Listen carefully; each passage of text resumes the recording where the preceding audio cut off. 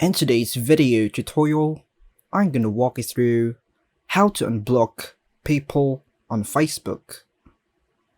So this is a straightforward process, so make sure to watch the whole tutorial until the end of the video. And don't forget to like and subscribe, so you won't miss any helpful tutorials in the near future. So first things first, make sure your Facebook is updated to the latest version. So first things first, head over to the Facebook app, then go to the menu section. Then once there, go ahead and scroll down to find settings and privacy, and go to the settings section.